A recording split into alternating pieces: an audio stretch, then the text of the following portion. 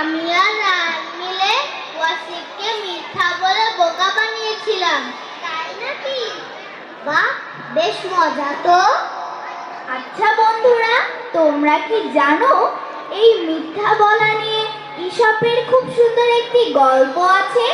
না, জানি না, বলো। চলো আজ আমি তোমাদের সেই মিথ্যাবাদী রাখালের গল্পটি শোনাবো।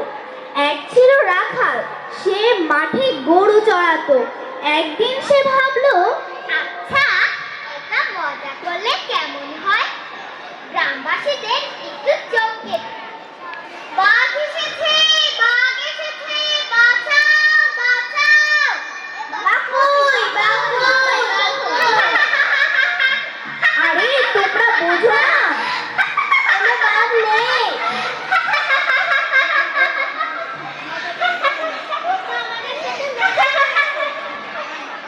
চলো চলো, আমরা নিজেদের কাজে যাই।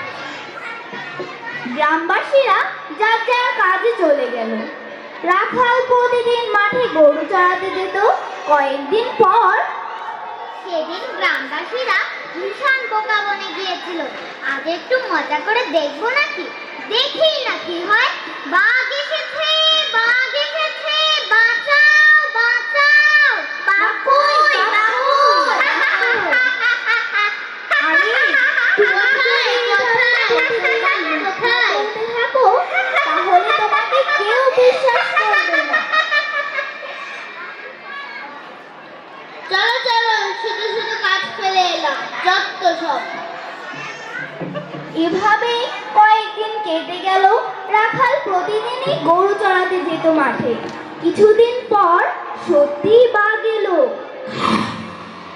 বাঘ এসেছে, বাঘ এসেছে, বাঁচাও, বাঁচাও। কি ব্যাপার, রাখালকে দেখছি না তো? দেখেছো? না তো। তাহলে কি আর সত্যি বাঘ এসেছিল?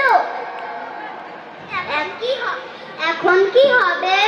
তোমরা দাঁড়াও, আমি সবাইকে ডেকে আনি। কোথায়, কোথায়, বাঘ কোথায়? রাখালকে পাওয়া গেল। রাখাল তার মিথ্যা বলার প্রতিদান পেয়েছে। বাঘ এসে তাকে ধরে নিয়ে গিয়েছে। শুনলে তো বন্ধুরা, মিথ্যা কথা কখনো ভালোকে বয়ে আনে না। সেজন্য আমরা কখনো মিথ্যা বলবো না। ধন্যবাদ।